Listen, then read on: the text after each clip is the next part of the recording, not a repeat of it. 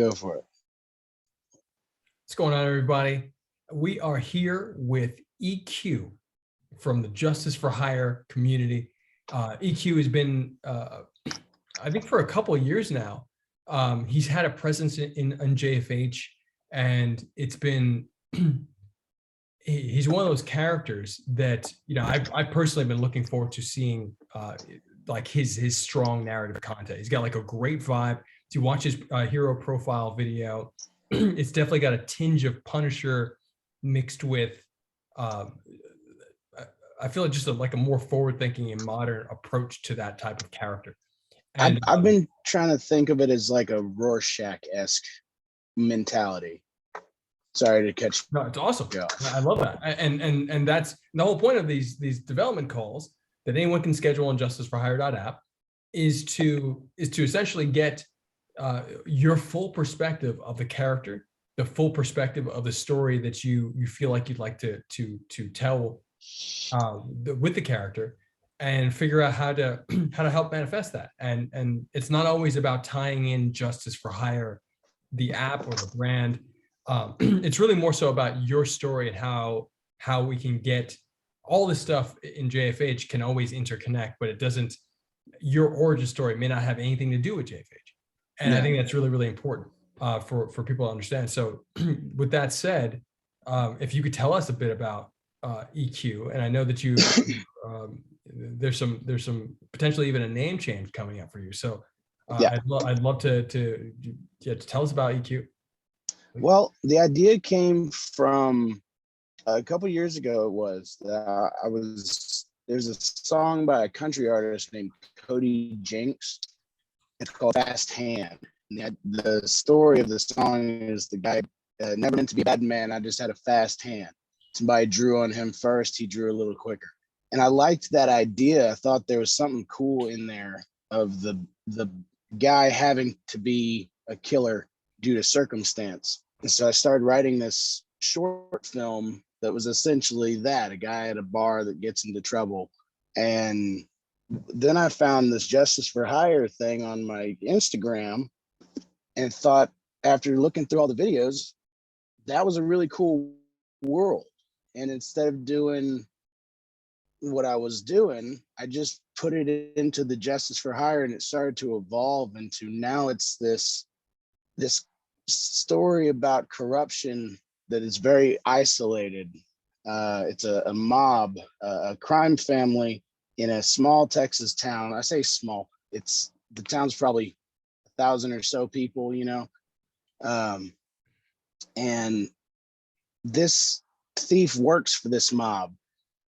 And it's a story about a coup. The king is atop of his pyramid, or atop of his castle, and he's got a son who's wanting to take over. And to get that, he has to, get under the king. So he has this thief, Eddie Quinn, steal from the castle as a show of nobody's untouchable. You got robbed. Don't worry, Dad. And his plan is to kill Eddie. It doesn't go that way, thanks to some interference from a certain hacker. And we're off to the races with this hacker, works for JFH. He's he's behind in the shadows guy. And now there's this tool that this mob he wants to get rid of also wants this guy dead. So their paths kind of converge. And I'm wanting it to be this story of taking this guy, this hacker kid, and growing him up a bit, and taking this thief criminal and turning him into something a little more than that. I'm not going to go as far to say hero, but something more than just a thief. And when in y'all's series is the ninja twist? I'll say it's toward the end of season 1. What we have out now, we're calling season 0, the starter pack. Season 1, we're going to start publicly editing with live streaming this week. You should censor out when I said what the twist is. You should censor that out so no one knows. And it's I think that it's public, I think. I think it'll be fine. And then the reason I think that is because we just have to be really public in the way that we're formulating the story, building the story, because the people who join us now are going to be different than the people that join us after we're done with the editing process. So it's just there are two different personas, like someone who wants to create versus someone who wants to sit back and watch. And there will be some overlap, but the people who sit back and watch, I think the folks who watch stuff like this, a development call, who will be watching our live stream, are going to understand, like, hey, don't spoil it for all the folks who don't Yeah. you know. Gotcha. And so but that's questions for you, because one, are you in Texas? Yes. Okay, so you when you this small town location, the setting, you have access to this. Yeah. I'm essentially gonna be. I got one of my uncles has a pretty decent drone, like with a nice camera. So I'm essentially, there's a neighboring city about 45 minutes away from me that is a decent sized small city. You know, it's not quite San Antonio, but it's not as small as the little small town I live in. But using my small town and some of the areas in it, and using Uvalde, which is the other city, as the aerial backdrop, I can make them look like the same city. As I've checked it out, and it just make it look like some of the boony areas, like the more woodland areas of where I live, would be the outskirts of this city. I still haven't figured a name for it yet. I got to come up with a good fake name for that city. But yeah, I've got access to my location, and a few of the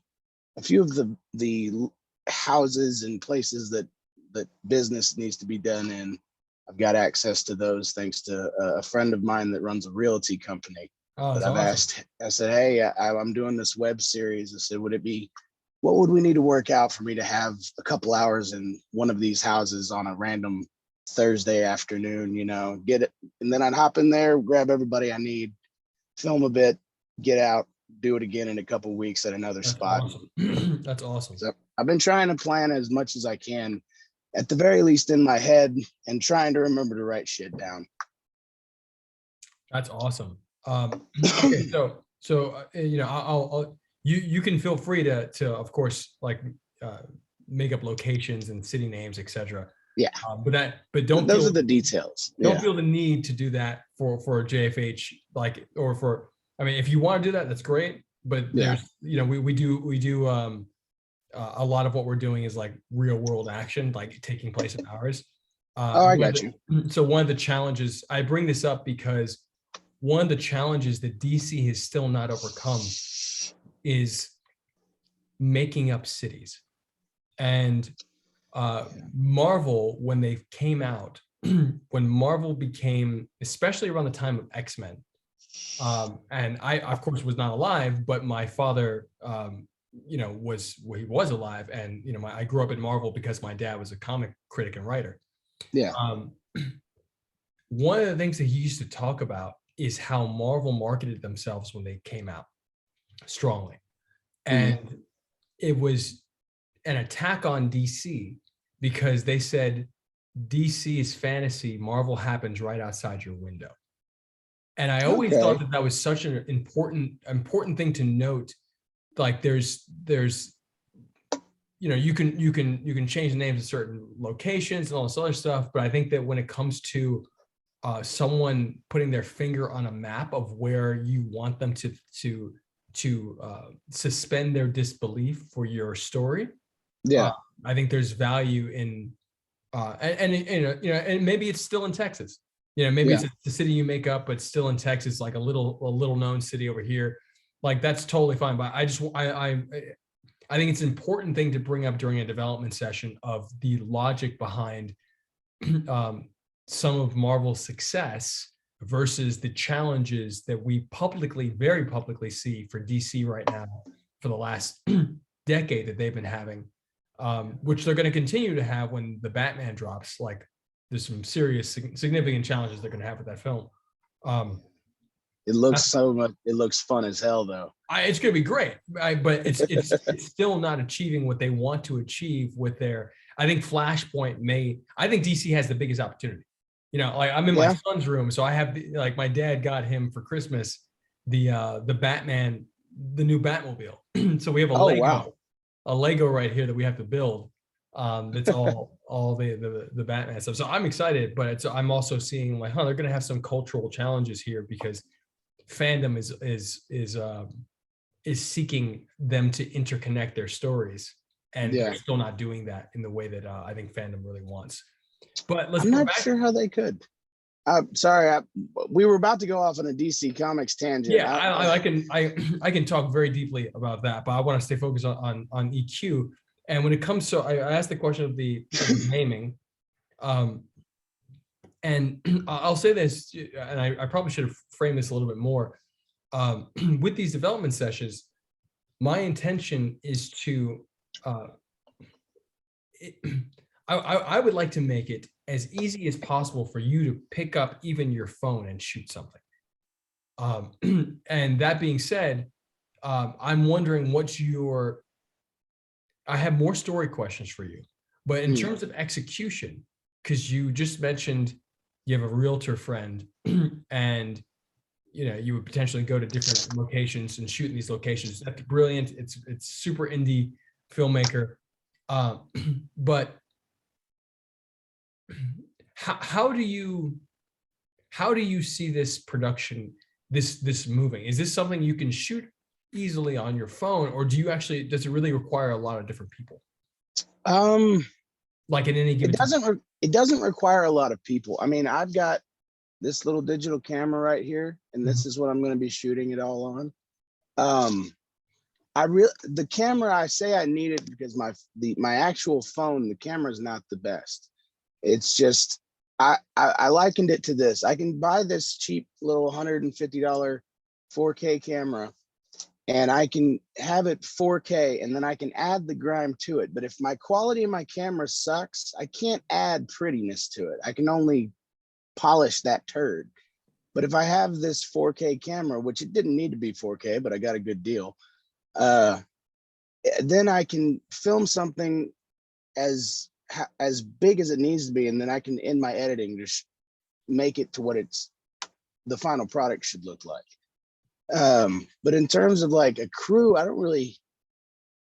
My brother David is playing Mouse, which he came along after I had somebody else that was going to play this character, and he was like, I don't want to do it, which has been the most fun challenge of this, is talking to people that don't act, because I don't know many actors. I'm not an actor. I'm an entertainer. Is getting non-actors to be in it, which I've got a handful of people that, say, yeah, I'm down, and we'll see when time to roll cameras, we'll see who shows up. But I mean, David being essentially the guy in the chair, the guy in my ear, and he doesn't have to be on camera as much for when Eddie Quinn is in the shots for doing stuff in the field. So David's going to end up being my cameraman, and in stuff where I'm not in the shot, I'm the cameraman. I mean, I like to think that I'm a student in the game. I've watched a lot of film and how to make film, and like there's a channel on YouTube called Film Riot that I absolutely love going and watching their stuff. And that's one of the things I've done the past couple of years, is I took myself to YouTube school and tried to figure out how to do this indie filmmaker thing, because I had no idea what I was doing. And I still really don't until I hit record on that camera. I still really don't know what I'm doing. Have you shot before? Little things here and there, nothing really serious.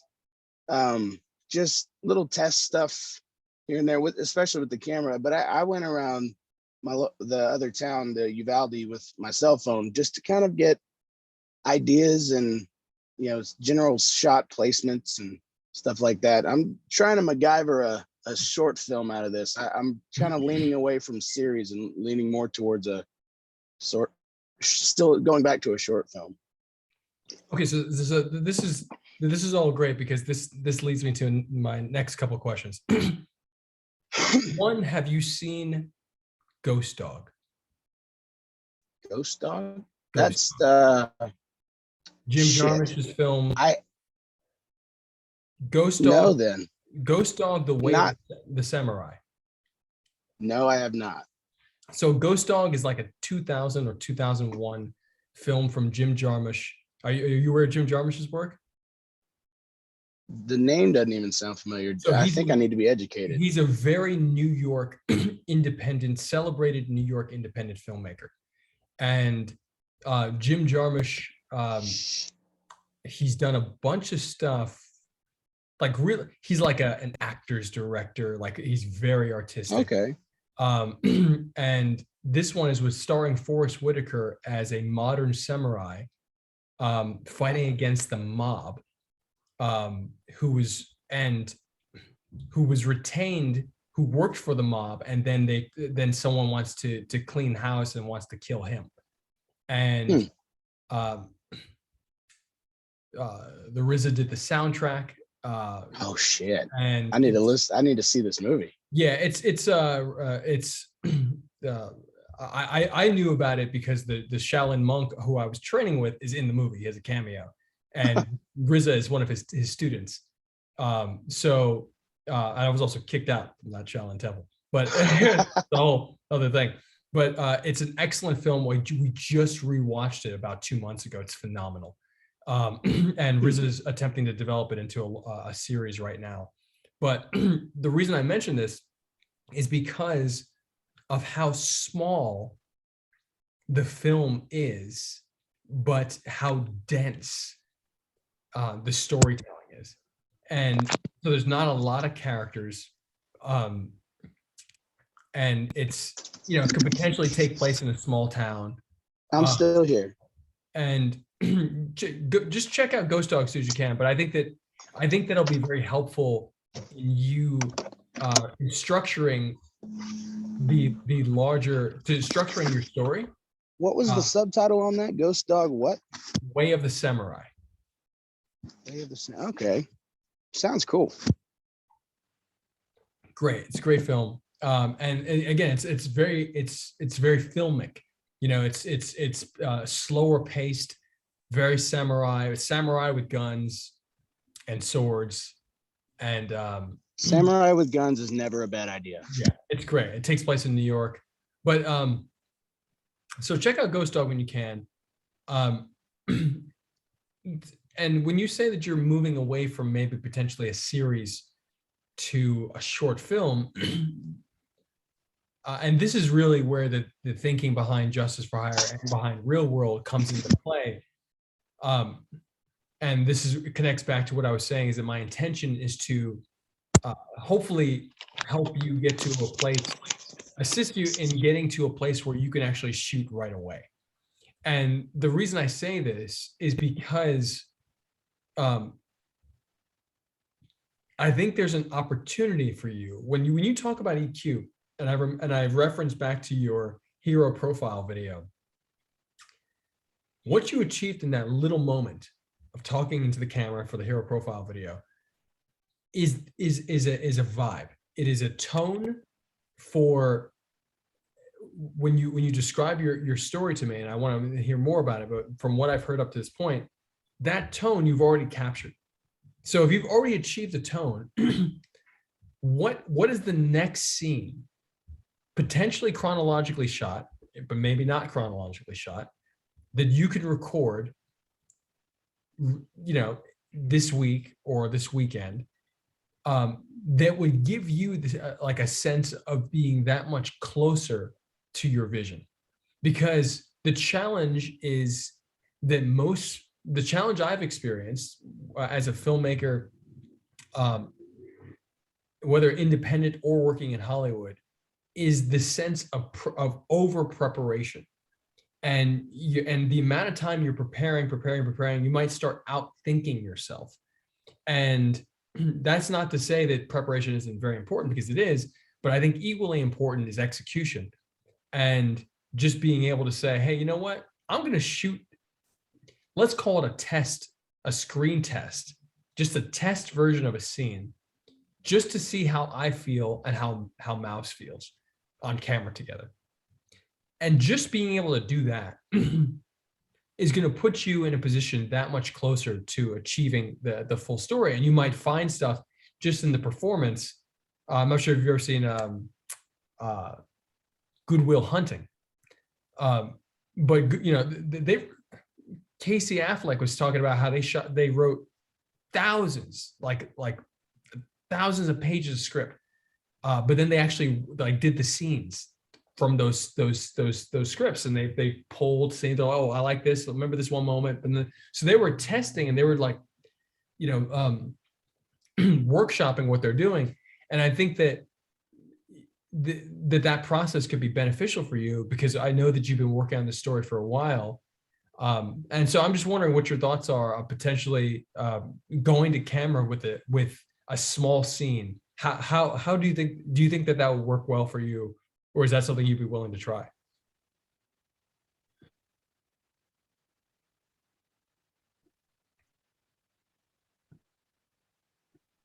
I'm not sure if you're talking or not, because I can't hear you. Oh, there you go. Sorry. I had my thing flipped up. I didn't mean. Anyway, in terms of chronologically after that hero thing, or in terms of just what I've got going so far? Literally shooting any scene from your story, potentially with Mouse, maybe just on your own, maybe with anybody, Yeah. just to get you in front of the camera, creating that story visually. Something. Yeah, like as soon as possible. Like, because something small, a person can do something small repeatedly and then have something large to show. And especially if you've already thought through the story, etc., then that small thing you shoot is going to contain a lot of the depth that you've already worked out through your larger story. So I'm just wondering, is there something you feel like you can get to camera with from any of the scenes that you've thought about? Yeah, I mean, if a few of them are real simple, like the whole first. I mean, I've got 3 or 4 scenes that are literally Kevin Smith movies, man. They're 2 guys talking. Kevin Smith, the Legion M investor. Yeah, really, that's pretty cool. Like one of the founding investors. Kevin Smith is one of my filmmaking heroes, because he's one of those dudes that has always preached, if my jackass self can do it, you can do it. Regardless of what your art is, just go do it. And there's so many like top tier guys, like I won't mention names and besmirch any legends, but there's so many that when they talk about it, they almost sound gatekeepy, where it's like, oh, you just have to be a thespian to figure this out. Like anybody can figure it out. You just got to put the work in to do it. Yeah. But I there's definitely stuff I could film this week or so. It just depends on who I can get to come and to be in the scenes. Even one small scene with that, because a small scene can be everything. Yeah.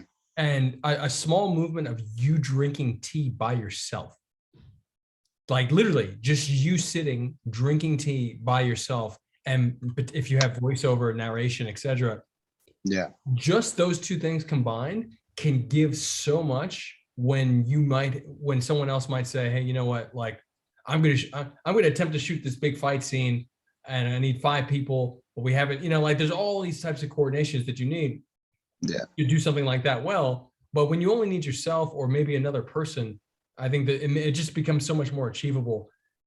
So I would love to see anything from you, but let's talk more about the story itself. Like, so what do you have right now? Do you have a script? Do you have an outline? Got an outline. Okay. I've got an outline with a little, through the first chunk, a little more detail, because what I wanted to figure out first was, it's essentially the story is supposed to be an origin story for Mouse and EQ's hero persona. It's taken place at, like, I had thought right around your twist, like, because my story takes place over a course of like 2-3 days. Like, it doesn't take very long. And that's one reason I was thinking of shortening it, and just, instead of trying to make a bunch of episodes, just make one chunk of something as an origin story. But I know where I'm supposed to go. It's just some of the details, like what my MacGuffin actually is. I've got 2 or 3 ideas of what that could be, and I haven't had a reason to kick any of them off. Like, let me run that by you, get your take on it. Sure. So the whole point of Eddie stealing from the mob boss is he's stealing something valuable that he shouldn't be able to get. And it's, in my head, it's the ledger of this crime boss's stuff, be it a hard drive, because I've got hard drives, be it a big ass, like actual old timey book, ledger book, which I also can get access to. It's that the actual item of theft I haven't quite cracked. And I feel like it is such a small detail because it doesn't really matter what the MacGuffin is as long as it moves the story along. But it's stuff like that I get hung up on, of going, okay, it's got to make sense. Which of these type of things do I do? Like, what is your take on MacGuffins? First of all, I love the word, but when it comes to so let's just talk about the two comparisons you made, the two options you gave, which is ledger book versus hard drive. Yeah. And which one he takes is really more so based on the character that he's taking from. Yeah. So an older mob boss would probably not make anything, bless you, would probably not make anything digital in terms of like that. That's what I would think, that someone who's much more old school has a book, like even the let's say the very tough self-made businessmen in Brooklyn that I know, from the more from backgrounds that might cross into some folks like this that you're writing about, books, not digital. Yeah. And but they're all in their like 50s and 60s. So they're grown men, who just have a very particular way of doing their business. So and that's not to say they don't have computers, because obviously they do, and they work. They're modern people. But I think that if someone who's older, who's involved in activity that may not want to have that activity circulated digitally, might have a physical book. And yeah, that's kind of where I was leaning on it too. But for whatever reason, I couldn't put it down and go, I know it needs to be a ledger, but for something that important, it's got to be something that in the wrong hands can ruin this entire mob and just expose them or bring them down. And it's got to be the thing, I think hard drives become more challenging too. Like, for example, have you seen No Time to Die from James Bond? Yeah. So we're watching that right now. And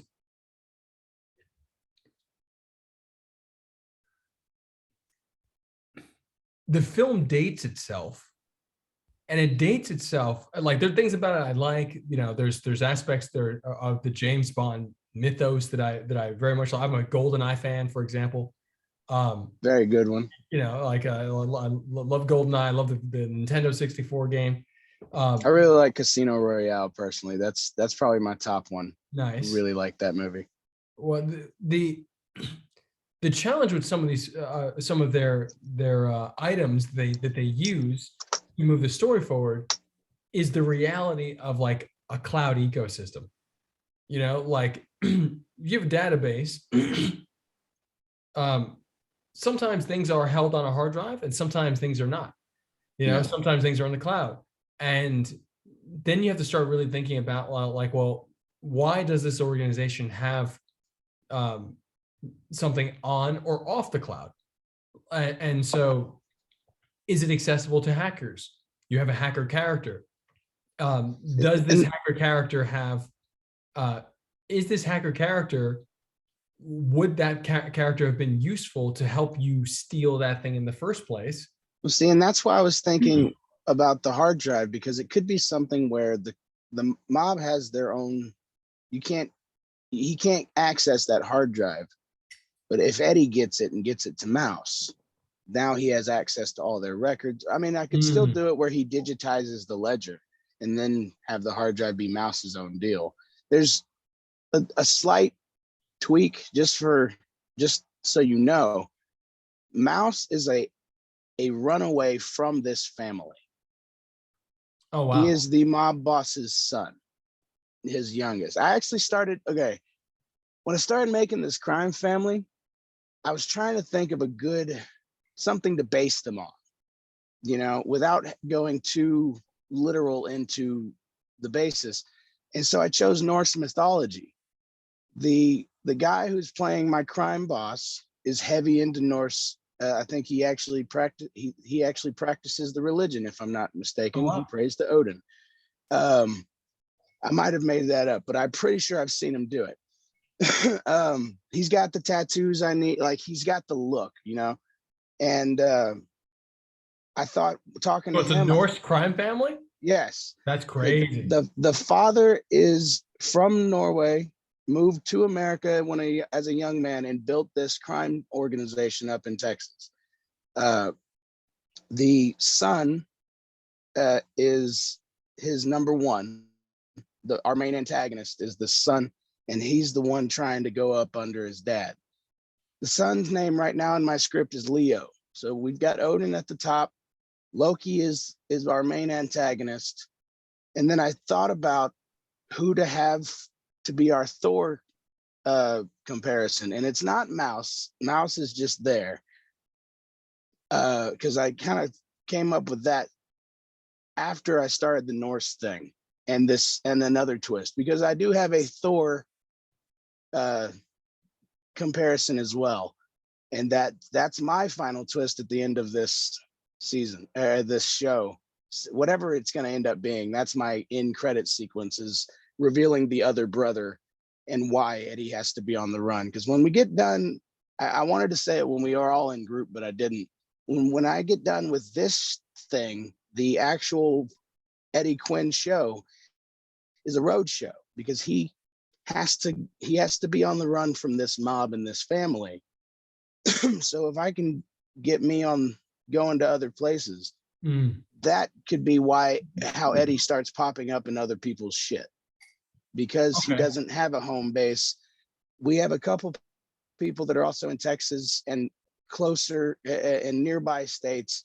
We can easily meet somewhere. Eddie can just start showing up in people's shit. And it gives a logical reason as to why he would, because he doesn't have a home base. He's a wandering, you know, not quite vigilante, but on the path of it.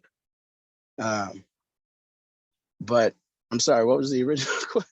I kind of went off on a tangent. I mean, I'll reiterate just that I think samurai films are going to be very important. What are your inspirations for films? For this film? For this one, I'm looking at stuff.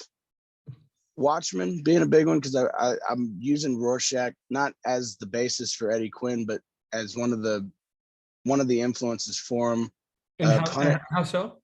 Yeah, just as an overall mentality, and the way Rorschach has this cynicist, like hateful look at the world in general, is something I wanted to play with Eddie, who he is a criminal. He's a bottom rung criminal and doesn't really give a shit about anybody as long as he can go to the top. And when he gets the wool pulled over his, or the mask pulled off, and realizes that there's no honor among thieves, even these criminals are trying to kill me for doing what they tell me to do, it just kind of makes him realize that, all right, F everybody, this nobody's worth anything kind of mentality that Rorschach has. He only likes two people in that entire graphic novel. He likes Owlman, or not Owlman, I can't remember what his name, Night Owl. He likes him, and he kind of likes Manhattan. That's about it. Rorschach doesn't really like many people, and not many people like him. And that's another thing I wanted to do. I wanted Eddie to be unlikable. I don't want him to be a nice person. because I'm kind of a happy person. People think I'm nice. I mean, but I didn't want Eddie to be that. It's one of the reasons he's chosen for the job. Is Leo wants somebody nobody's going to miss because he's going to be killed when it's over. So Eddie's not a nice guy. And so I took a little bit of Rorschach for that, a little bit of John Bernathal's Punisher is what in terms of his brutality. Eddie's not a trained fighter or mercenary or anything like that. He's just mean. He's just an angry person. And so I liked the brutality that Bernathal's Punisher brought. Thomas Jane's Punisher had really good just stoicism and brute force when it came to his fight scenes. I actually like loved. Thomas Jane's Punisher. Thomas Jane's Punisher is underrated, man. Yeah. I mean, the guy, I can't remember his name, but the one that did it after Thomas Jane. Yeah, for Punisher Warzone. Yeah. That movie was pretty good too. Jigsaw was a little but the movie overall was pretty Punisher. I actually need to send you the link to this short film thing called Dirty Laundry or Laundry Day. And it's got Thomas Jane in it. Have you seen that? I sure have. That honestly, that was a big inspiration for what this is becoming, because I saw that and was like, he doesn't say it because they can't. They don't say Punisher. There's no real over like superhero-y shit in that short film, but it bleeds Punisher, and I loved that. That if you want a good idea of like tone, that's my tone. Is that short film Laundry Day? So that's interesting, because I was thinking about that, and I actually know Adi Shankar, the guy who produced it. Really? And I really like his bootleg. It's called the Bootleg Universe, I think he calls it. Yep. His Power Ranger one's awesome. Power Ranger's fantastic. And and that's directed by Joseph Kahn. A funny short story with Joseph Kahn. He told me when I was a sophomore in college to drop out of school because film school can't do anything for you. He came to I went to NYU for film school, and he came into class one day to debut RZA's the Wu-Tang Clan's new like their 2001 or something like that. 2001, 2002, like music video where they're all in like the prehistoric age when the rubble. And I've seen that. It's like a do. It's I forgot the name of the album. It was after the Killer Bees, the whole Killer Bees thing. But yeah, it was just a funny moment of a guy who the school brings back. He dropped out of school when he was a sophomore, and just started working and became obviously one of the most respected music video directors in the world. But I just remember deeply contemplating dropping out of school because of Joseph Kahn telling me that he's like, you should just drop right out. I was just like, he's like, can't do anything for you. I was like, I mean, he makes good stuff. And I mean, he kind of knows what he's talking about. He really knows what he's talking about. And, I'll say that I'm happy I stayed in, but like, I also understand exactly what he's talking about. Yeah. And, I thought Power Rangers was fantastic, but Dirty Laundry kept on popping up in my head because of how self-contained it is. Yeah.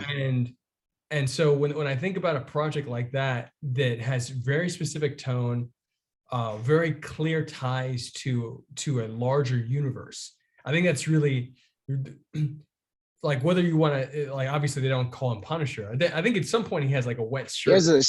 One of his shirts that he was washing gets dropped and a little kid picks it up and it's got the skull on it. Yeah. I think in a similar way, I think it's a great point of reference, because now we have a really clear point of reference for tone.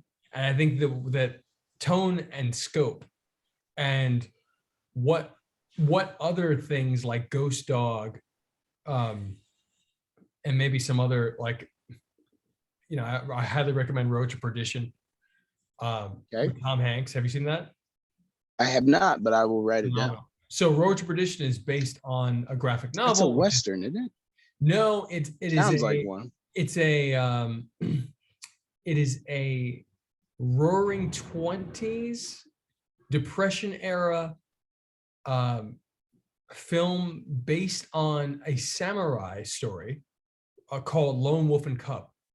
Okay. And Lone Wolf and Cub was one of my father's favorite series of anything. And there's tons of manga, and there's lots of Japanese films based on Lone Wolf and Cub. And I believe there's a reboot being made, an American reboot.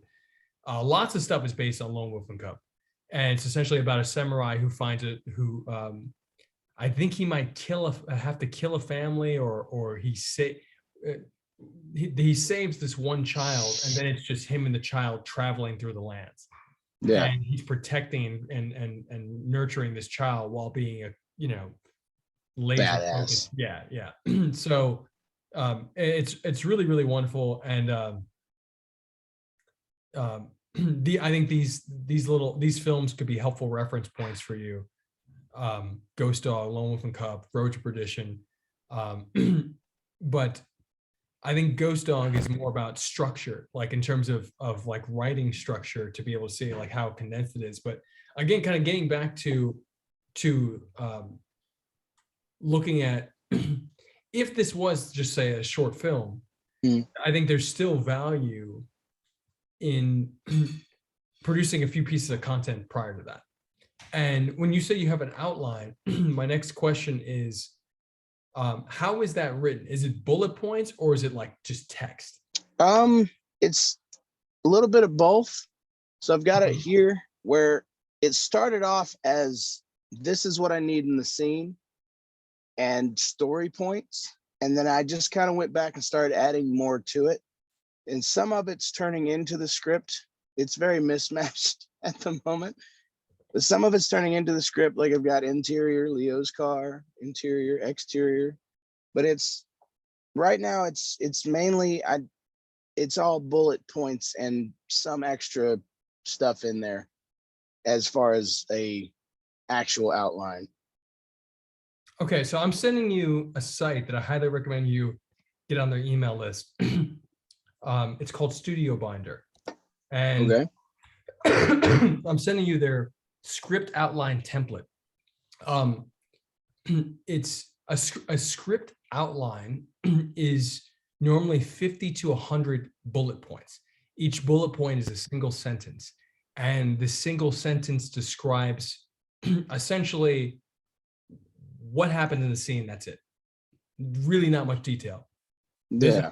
Then this happens, and this happens. And literally, like, again, 50 to 100 bullets of sentences, single sentences, to get you to the end.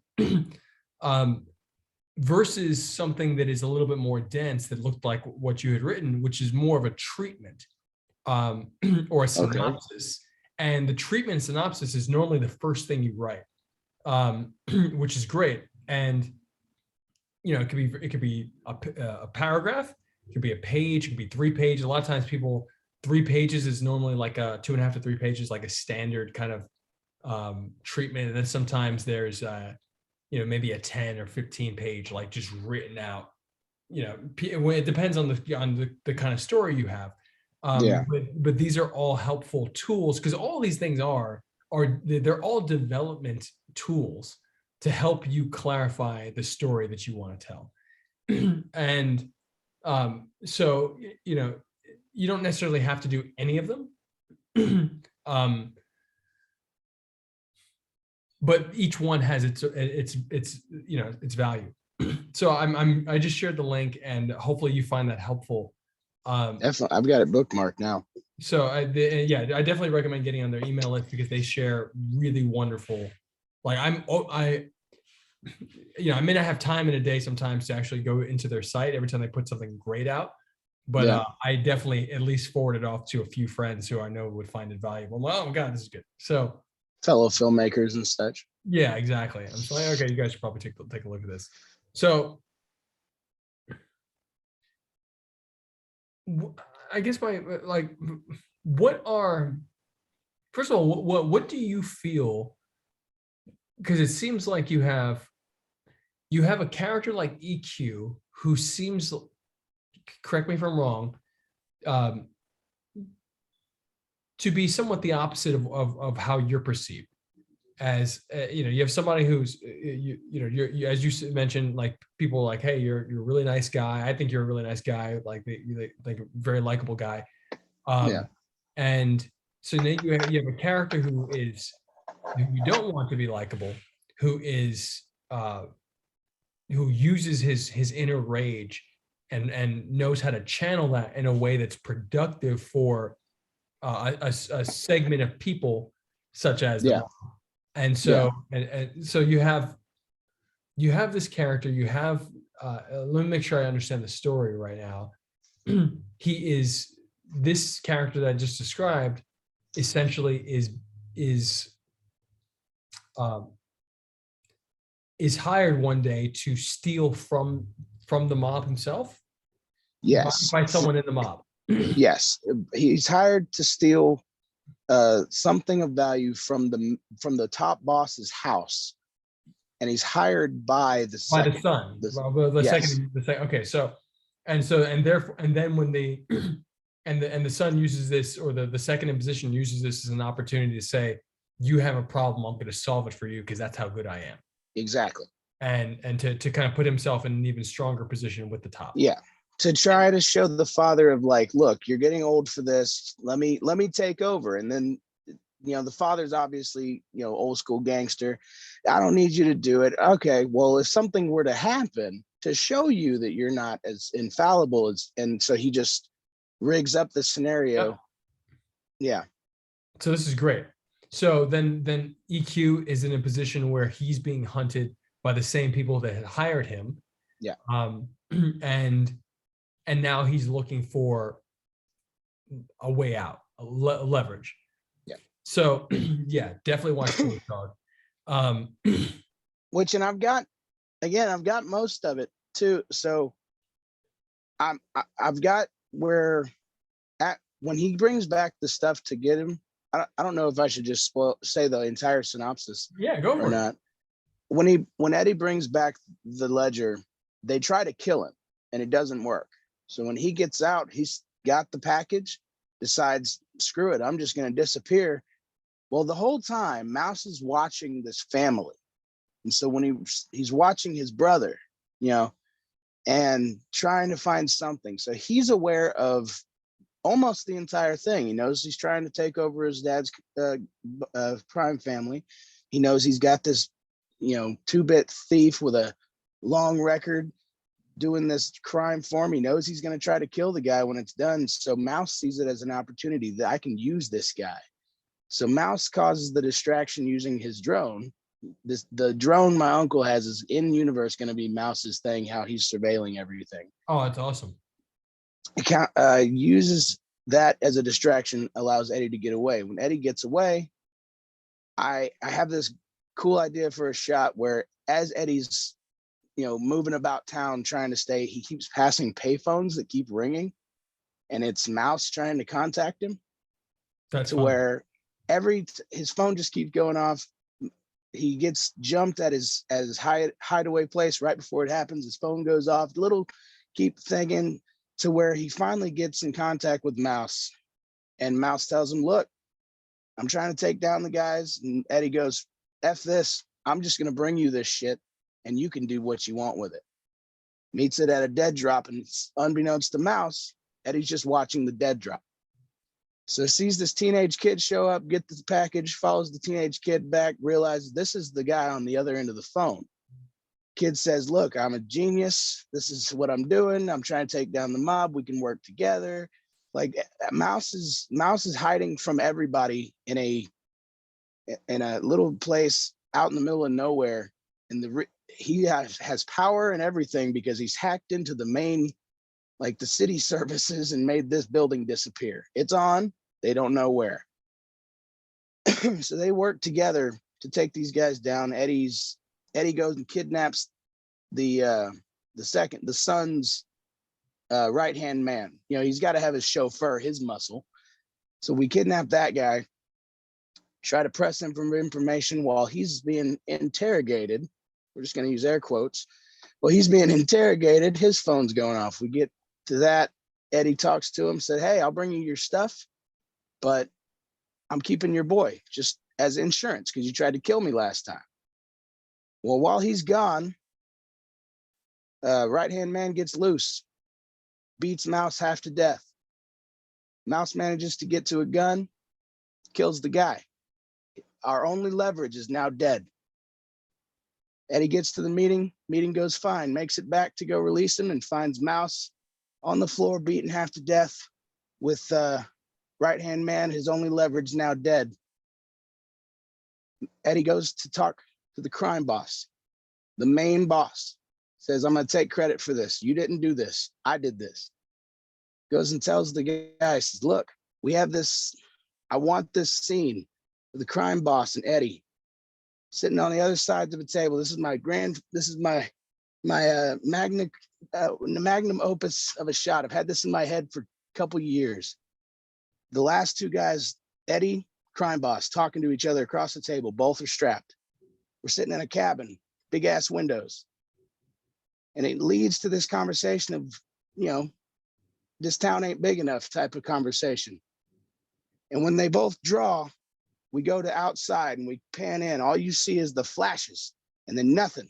And I want a good 30 seconds of uncomfortable freaking silence as we zoom in on the cabin, and out comes a bloody Eddie credits. That's awesome. That's my entire thing. I love it. All I have to do now is get people into the scenes and add the extra layer of detail. And then we go do a road show. I can start filming literally anything, anywhere, and Eddie can be doing whatever.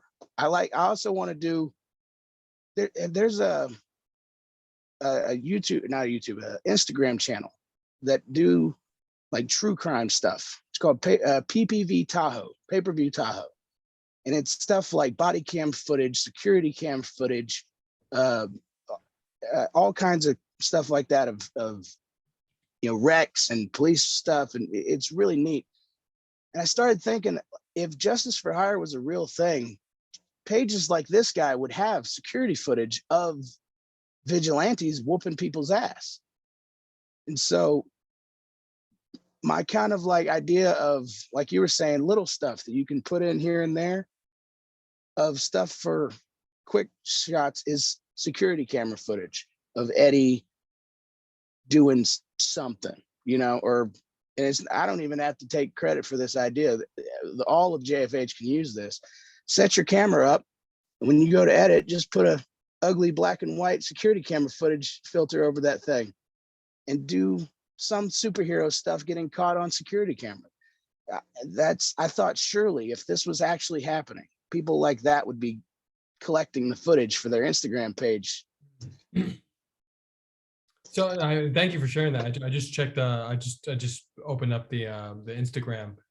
So first of all, I love everything I love the story. There are two moments that I feel like would be really powerful for you to explore producing now.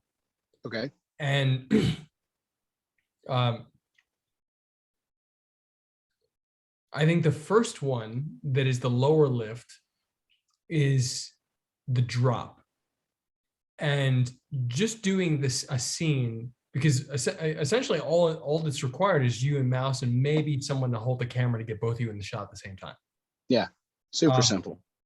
But that drop scene, for what you've described to me about all of your thinking up to this point, that drop scene is achievable enough, but also it's a test for you. It's a test for you in the sense of and I want to be as helpful as possible at you excelling and meeting the test and excelling on it. Because there's a lot of nuanced moments there. It's body goes to place, drops things off, another body comes to pick it up, one body follows other body, right? And then the scene ends with you and Mouse in the same interior location. And it's the reveal of Mouse as a kid and you're getting your head around Mouse being a kid, and he's attempting to tell you, like, hey, you know, I have value. Yeah. And I think that moment, it's going to push your ability to perform together. It's going to inform your audience of the depth of your narrative's world and the depth of the characters. And it's essentially simple, but the complexities come into what you and Mouse bring to your performances and the pacing of your performances on camera. Practically, it's simple. The execution is what's important.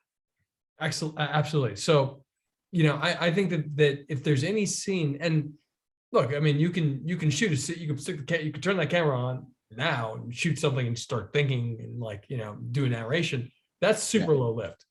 But if you want to really test yourself, because the drone is not involved in that scene, right? No. Not so if you really want to test yourself and you want to put something together that's intriguing, that you already have thought out, even if you want to call it a test, because you could call it a test and not put it out. Yeah. Or it could be awesome and you're like, man, I got to share this. Yeah. Which is probably what's going to happen if you do it. And I think that's I just think there's a lot there. I think the other scene where there's a lot there, but it's more challenging is, you know, Mouse, you walking in and Mouse is bloody on the floor and the other guy's dead. Yeah. That scene is really, that's an amazing, that's a crescendo kind of scene. Yeah. You know, where it's oh my God. I talked to David about that when I told him, this is where I want this to go, and it's gonna, you know, it's gonna rely a lot on him, because it's not gonna be one of those of, like, I don't want him balling, and it's more that shock of, you know, what do I do?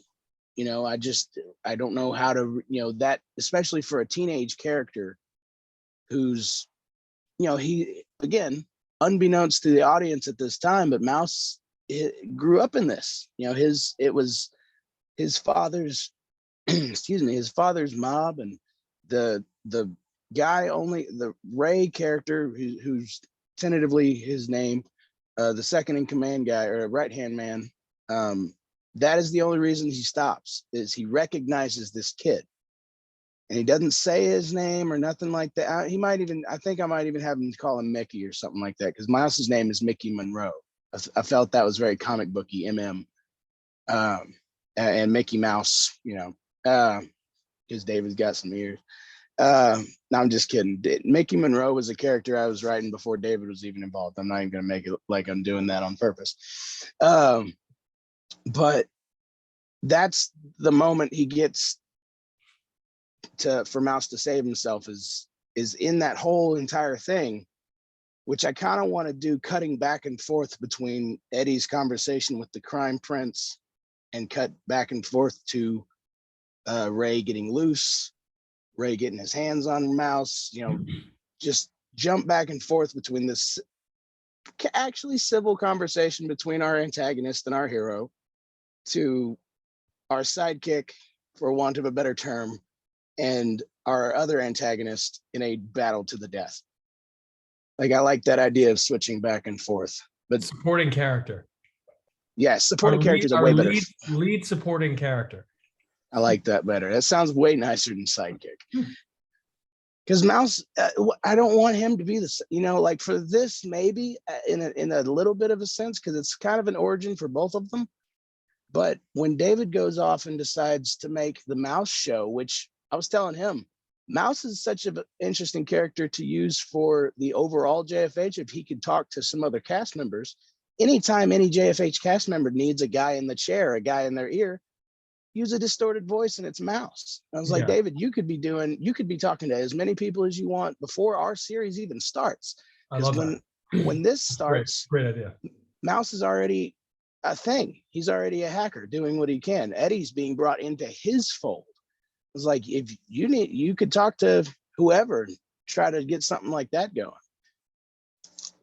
I mean, I'd like to be consulted by him, but he doesn't have to, you know. That's great. I love it. So how do you feel? Like, I want to make sure you feel great about what we're like, where this conversation, like the things we've touched on, and just the concept of, how do you feel about going to camera with something in the coming days? How do you feel about this scene in particular versus a different scene? Like, what are your thoughts? I mean, I'd be lying if I said I was eager to get filming as soon as possible, but trying to get something filmed, what is more exciting than it is nerve-wracking of just getting something to film, to put up. But I'm a big fan of the big picture of, really don't want to put anything out that doesn't make sense to the story just yet. Like, David's had a few ideas of, oh, what if we did a post about this? And I go, just give me a minute. That's not what I'm doing. And so he and I have had those kind of moments of, like, I don't really want to put anything out until it's ready. But I also do understand from the production side on Real World of, like, hey, give me some content. Like, I need to produce something. So, I'll put it this way, like, not saying that's how you're saying it, but I do understand that side of it. No, my intent is to like, because Real World aside, I mean, obviously, like yeah, Real World, but when it comes to the concept of JFH being a shared story world, that our intention is to help is to enable people to more easily craft their stories because of a stronger support system than they might have on their own. So, and that includes me, you know, as somebody who's waited years. Like, Justice for Hire is something I've written since I was 17. And so, and I've shot, you know, prior to 2018, I had already had like 100 something minutes of JFH stuff shot that was like super high quality over the years. Nice. Of varying quality. Like, some of it was like, you know, shot on film. Some of it was shot on, like, you know, but all I'm getting at is that each one of those minutes took me so long to put together. And there is value in the development process and putting something very intentional forward. But I think there's also, I think we're in a position in culture, an opportunistic position, a lot of opportunity for us right now to share a story so that we see how we feel.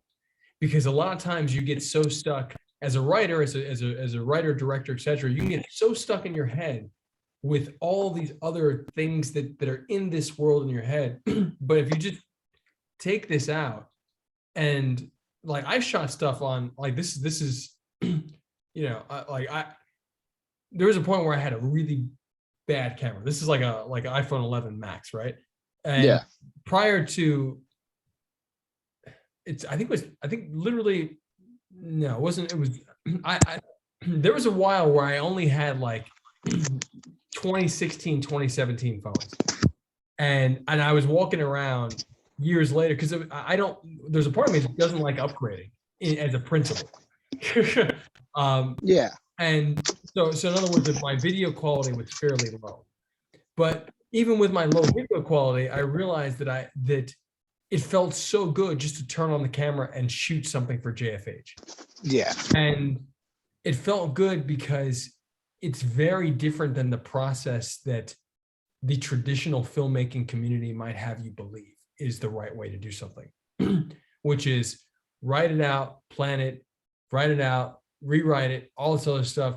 Then you get the camera and all that. Like I said, there's value there, but I think that there's, even if you don't shoot that scene with you and Mouse, I think you and Mouse, or just you, getting in front of the camera and just doing something that feels like the character would do. And it could be something that's just very intimate.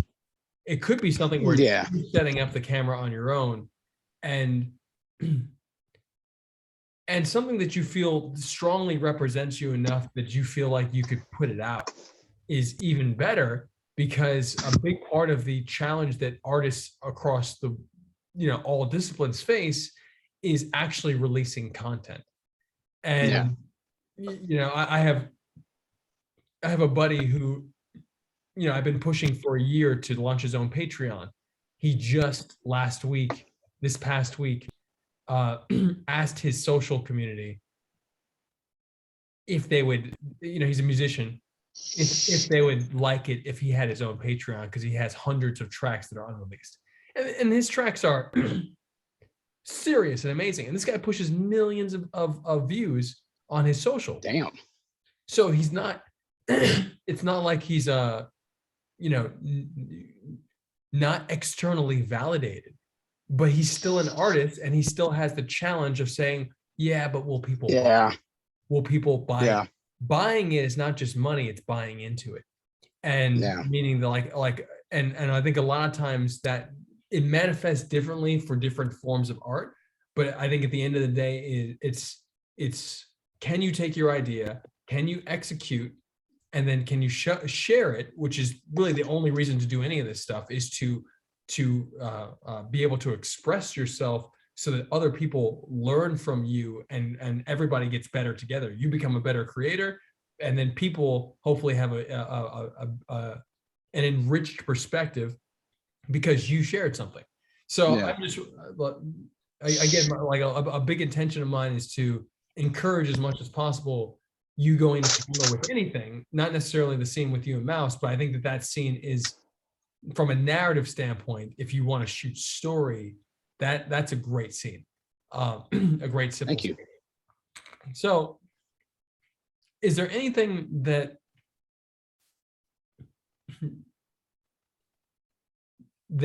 either you were seeking, is there anything that you were seeking from the development call, that questions you might have, ideas you may want to explore, etc., that we haven't touched on? Not anything in particular. I really just wanted to bounce some ideas off you and see what flourished of it, and to pick your brain on the actual filmmaking side, because you know a hell of a lot more than I do. Like here's a good one.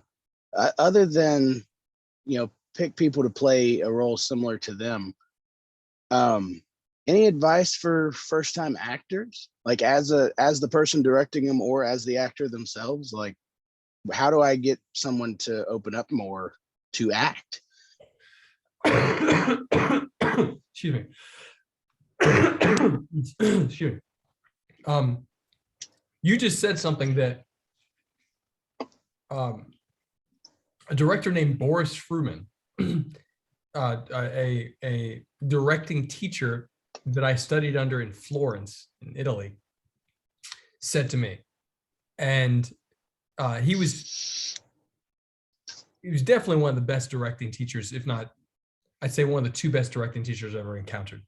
Yeah. And you just said what he said to me, which is when casting non-actors, cast people to do what they already do. Yeah. And if you look at old Italian cinema, a lot of these filmmakers are working with people that are just in the towns. They're just, it's Italian cinema often had this level of authenticity and visceral experience. When I say Italian cinema, I mean like in the 50s and 60s, during that era. And it's because of how these filmmakers were just capturing life and bringing people to capture life. So I think that when it comes to directing, working with folks who are essentially playing themselves or playing characters like themselves, just making sure that they're as comfortable as possible with the activity that you're giving them to do, that it's something that the activity itself is something that they're used to doing. you know? And oftentimes people are talking while they're doing something. I think it's very rare. I don't want to say rare. I think a lot of times people write dialogue for people to say at each other. Yeah. And there's the reality of, and I think Italian cinema really captured this wonderfully, of having someone, to use an example from these old Italian films, you might have a motherly character pulling laundry off of clothing lines while they're talking and delivering their lines, their dialogue. Yeah. So you get two things there. You get the activity that they're used to doing, which creates comfort. And then because of the comfort you've created, you then have them delivering a line that is ideally written for how they already talk and something they're very familiar with. So if you didn't have that activity, you might have eye contact between them and another actor, which might make them nervous. And so by nature of, what I'm getting at is utilizing the activities to help push people toward comfort on camera, because those activities are gonna distract them from any nervousness that they might have. And that's a good idea. That's I think especially more so for people who skew older, who are culturally, who were not they're not digital natives. You know, they're not people growing up with social media and with phones and knowing that cameras are everywhere. Yeah. And that the younger folks, in my experience, are way more comfortable on camera versus if I turn a camera on around my mom, she's like, you know, and so it's yeah, and yeah, the eye contact thing. I mean, some people who are really comfortable might be really comfortable delivering lines to another person, but you know, I think that you as a director, rehearsal is always really powerful. It's not always rehearsal, shot list, all this other stuff like that you can prep before you go to set is always really, really valuable. And in general, it was always a bad idea for me to go to set without those things. Nowadays, I show up to set without a shot list, which is insane for me personally, but I've had to do it just because of necessity.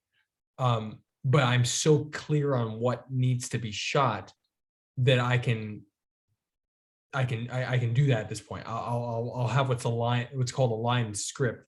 And so rather than having a formally written shot list, I'll just, you know, draw lines on the script, write the description of the shots. And that's the closest thing to a shot list I might have. Sometimes I don't. Okay. And studio binders should probably have more about that too. But again, all of that stuff goes into production. And when I say production, I mean it in the sense of a more weighted, more planned experience. And I just really think that they would be really valuable for you to say, hold on for production for a second. What is a short? Do you use a script writing software? No, I just do it all in the Google Docs thing, and I just type it freehand. Okay, so here, the Celtics. Do you know about Celtics? Nope. Okay, so Celtic script. I'm hoping this is still free. I'm not sure. I'm not sure if it's, I'm looking right now. What? $15? How dare you? Send me the link anyway. I could probably still look at their template and copy it.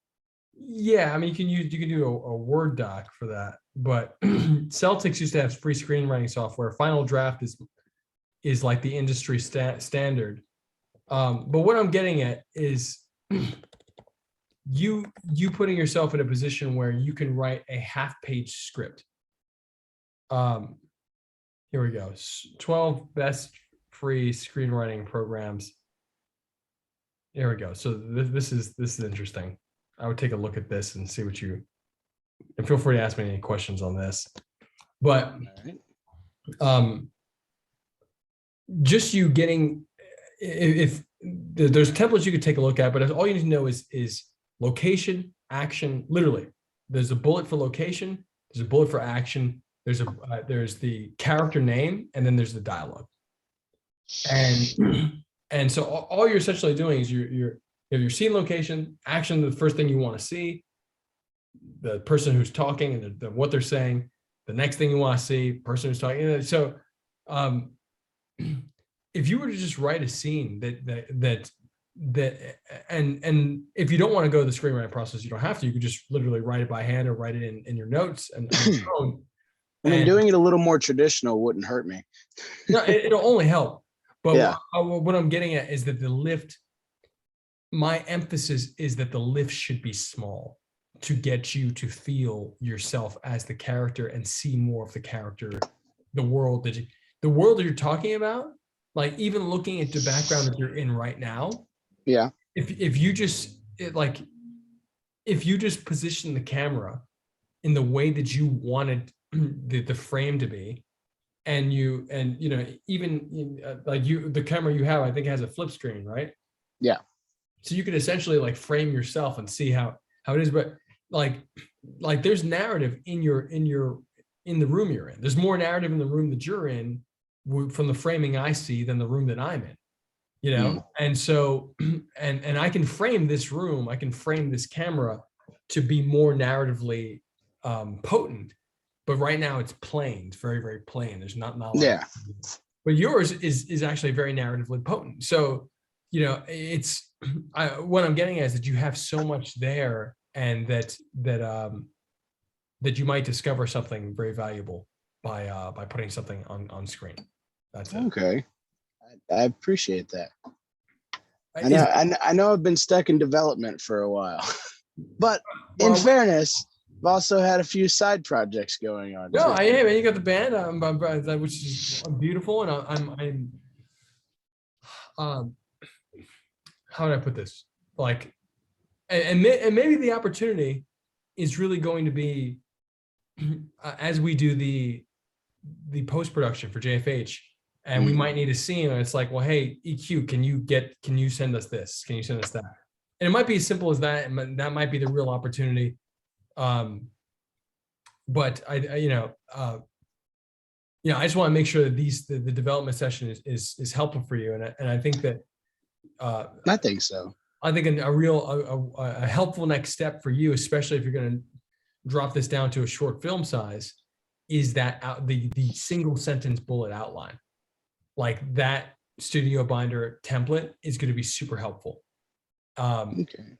And if you could say all of your scenes in 50 to 100 scenes, and then you're like, okay, well, this is 50 to 100 scenes, which is a feature length script.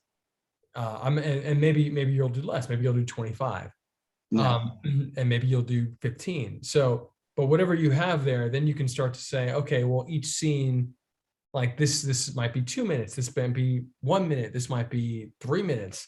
3 minutes is a very long scene. Yeah. So you'll be able to start gauging even more, so you can tighten your narrative thinking, and then get yourself to a place of saying, okay, well, now I've written a 5 to 10 page short film that I feel great about. And this 5 to 10 page short film, like if that's the length you want, then you can potentially start, experimenting on scenes. So, but I'm just doing my best to be as to throw out many different paths toward the goal of you articulating this cinematic journey that you're talking about. And that's the main reason I wanted to do this development call, was to pick the brain of somebody that knows more. Because I mean, everybody I've talked to that's helped me out with this thing here or there, none of them are writers, or like, they're just people that enjoy stories, which I mean, it's helpful as well, because that's how we all it's how we all start out. But to get the other side of it, of the actual development and how to take this thing that's just an idea in my head and make it something people can enjoy, that's where I've been needing to do something like this with you and or someone in the crew that can educate my ignorant ass just a little bit more. No, dude, I think that like this is supposed to be an ecosystem of resources. So, that's why we consistently say, like, anybody in the JFH community should be accessible. Whether it's Danny Fingeroth who edited Spider-Man, like, or my time, or That, anybody, like, just being able to reach out. You can do that, and they will respond because they're all part of our family. I'm not gonna lie, it was pretty cool to be in the same Zoom call with somebody that neat. Like, Dude, he was a really cool interview. I mean, that was a very that was very meaningful for Danny to show up. Very, very That meaningful. was really cool. Question: is there Yeah. anything that I should ask you that I have not asked you?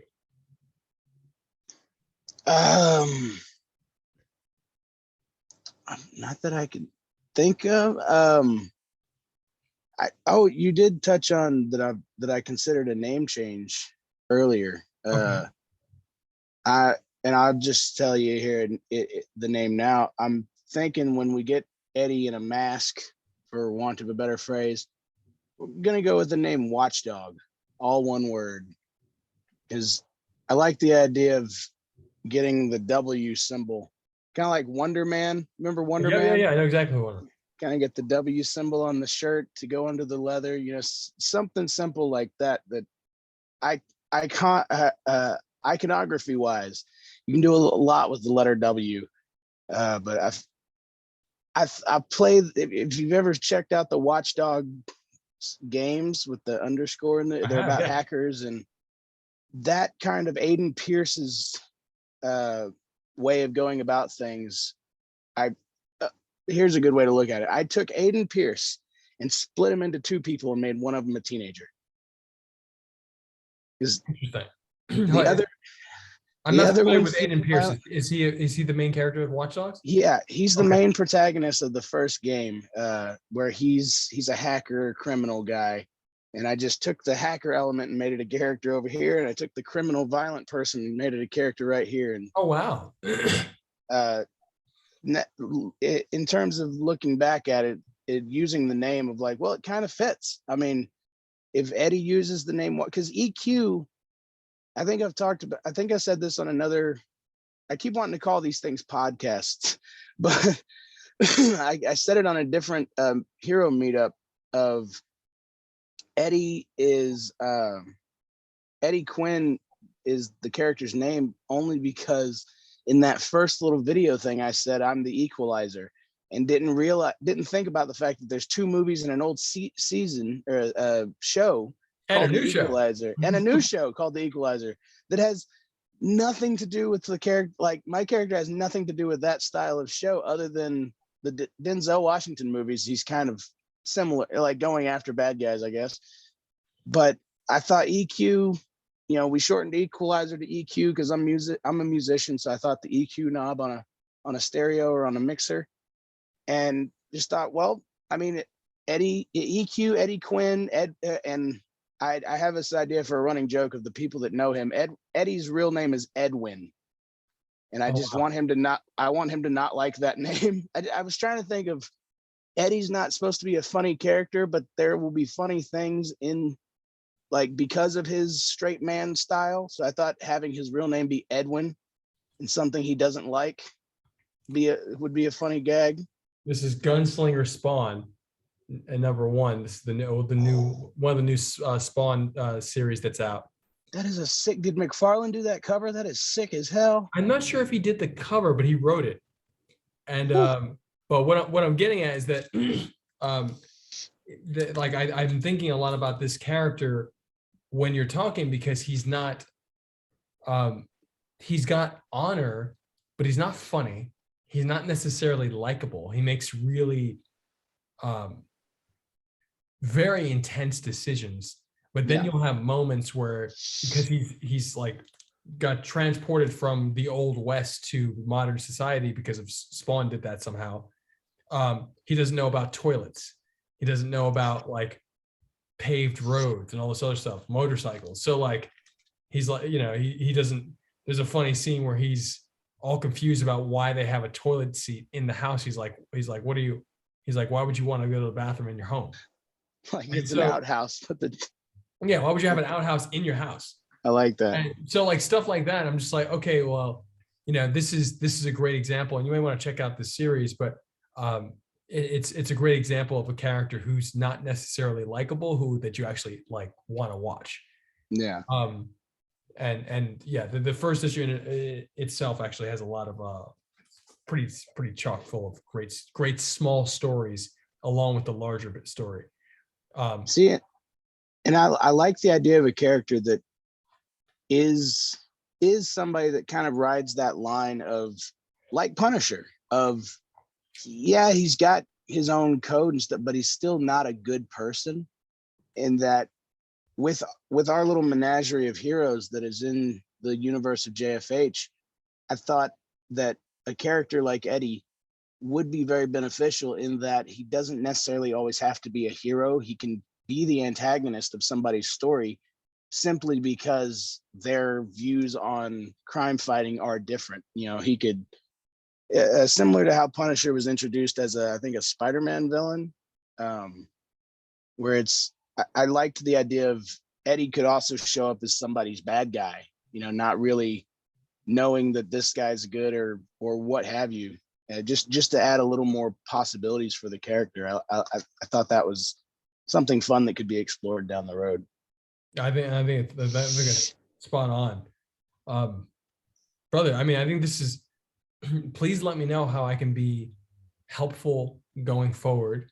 I really do think that an outline is the next step for you, and from a story world development side and from a character side, I think it would be really valuable just for you to do a scene of some sort, a moment of some sort for you, for like a shot. But I obviously defer to your creative direction, and just let me know how, if you have any questions on anything. I want to be helpful, and if I can't be helpful, I'll do my best to make sure that you get, that we get somebody that can be helpful for you. I appreciate it. That's what I love about this crew, man, is everybody's here to help. Yeah, man. We're building it together. It's like it's a very inviting community. It's what drew me in. You guys are great. I mean, I still I think you are one of I'm not going to say unsung because you're the face, but I think you are a major aspect of what's making Real World successful, is you and your personality. I don't think that gets talked about enough. I think you being the figurehead and the spearhead of this movement that you've started, I think it's very exciting. It's very exciting. Hey man, I appreciate it. I'll say this, that it's the movement is inevitable. Yeah. So it's just where culture is going, and I think that for us, we just need to be very bold in shaping that energy, because TikTok is pushing everybody in that energy. Before TikTok was there, all the writing was on the wall. So my intention, and I think the intention of Real World, and that starts with JFH, is to just make sure that we provide as much value as possible to our community of creators when it comes to the value of having other creators to share a story. Like, storytelling in and of itself is one of the only things that's truly deteriorated over the years. Rather than technology has improved, our ability to have access to it has greatly improved, but the actual mechanics of storytelling. And so, these development calls are just an example of us being able to say, well, you have to have these conversations. And these conversations lead to the next conversation. And like, development is actually a process that is continuous. So, and it's continuous until you can always tell when a film has not had a lot of development versus one that has. And where I think we're in a position right now where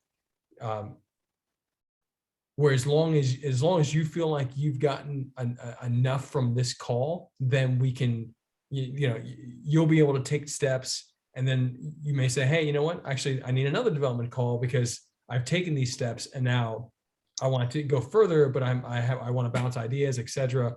And we'll always be able to we'll always be able to help, because like I said, if it's not me, there's somebody in our network that does something way better in terms of like the development process, and then that can become a helpful resource. So yeah, man. Oh yeah. And thank you I for those want, words. well, and let me shout someone else out, because she took a few minutes out of her day to help me the other day. Was Andrea? How do you? Andra, yeah. Andra. When you talk about, I said unsung hero. Andra's not. I don't see her in a bunch of stuff, but that lady, she kicks ass. That app is awesome. Andra kicks ass. I just wanted to take a moment to hype her up for a second. She was really cool the other night. She's done a great job. Well, I appreciate you taking the time out for me, Jen. Yeah, This has been very beneficial. I've got ideas swirling. Can't wait. Awesome, man. Well, like I said, I'll think more deeply on the real world stuff too. But please check out the wefunder.com/real world. Oh, I've already bookmarked all of those. Okay, links, cool, bro. man. You just take a look at it and let me know what you think in terms of expanding the real world message with your community, and any ideas that come to mind. Let's talk about it this week, because this is absolutely very we're moving on this quickly.